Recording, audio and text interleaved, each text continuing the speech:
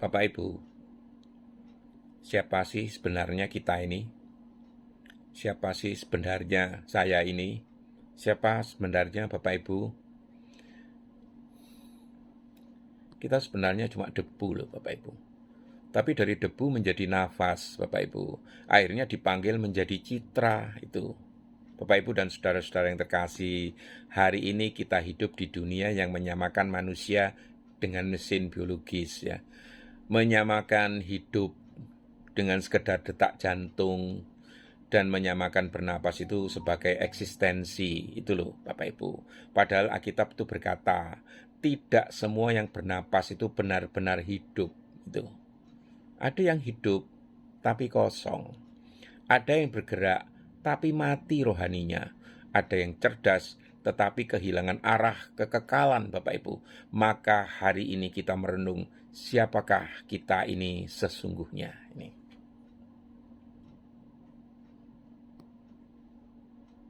Coba kita lihat tumbuh-tumbuhan ya Bapak Ibu ya.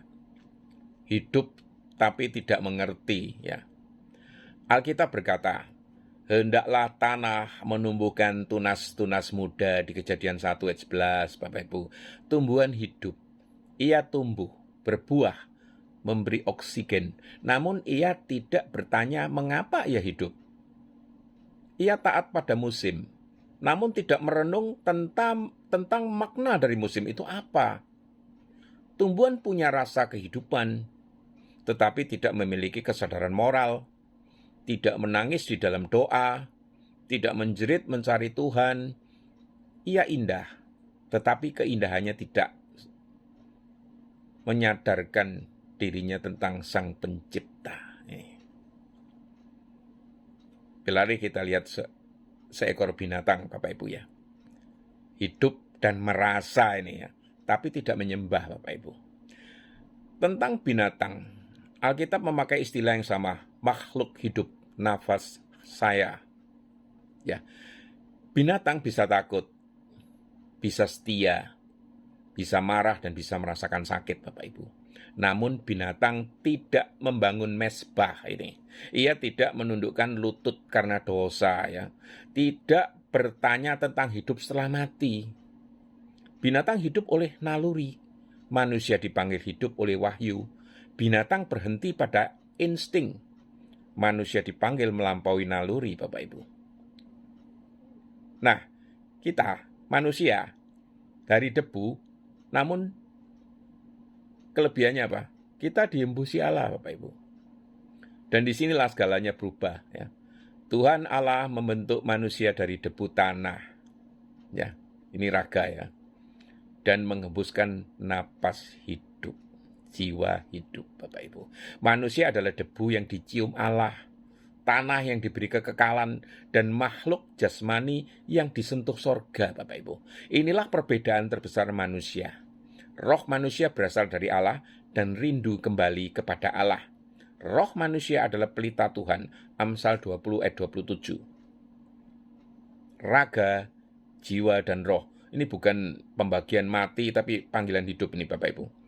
Raga menghubungkan kita dengan dunia. Tapi akhirnya akan kembali ke tanah Bapak Ibu. Jiwa, tempat pikiran, emosi, kehendak, bisa terluka, bisa sesat, bisa dipulihkan.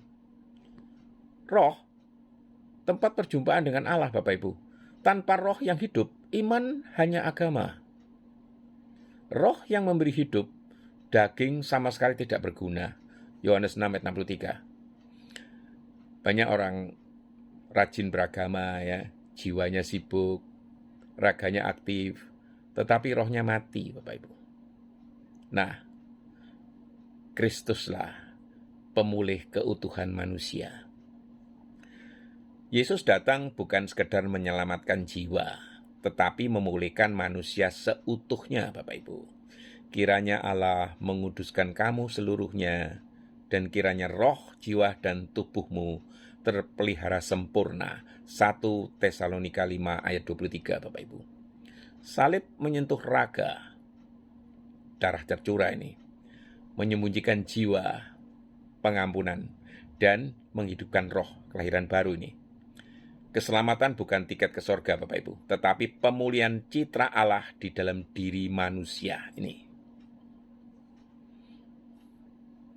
Maka Bapak Ibu, jangan hidup setengah-setengah. Bapak Ibu dan saudara-saudara yang terkasih, jangan hidup hanya seperti tumbuhan. Tumbuh tapi tidak sadar. Jangan hidup hanya seperti binatang, merasa tapi tidak menyembah. Hiduplah sebagai manusia sejati. Ragamu dipersembahkan, jiwamu dipulihkan, dan rohmu menyala-nyala Bapak Ibu. Karena manusia bukan sekedar makhluk hidup, tetapi makhluk yang dihembusi Allah dan dipanggil kembali kepadanya. Bangunlah, hai kamu yang tidur, dan bangkitlah dari antara orang mati, maka Kristus akan bercahaya atas kamu. Efesus 5 ayat 14. Amin.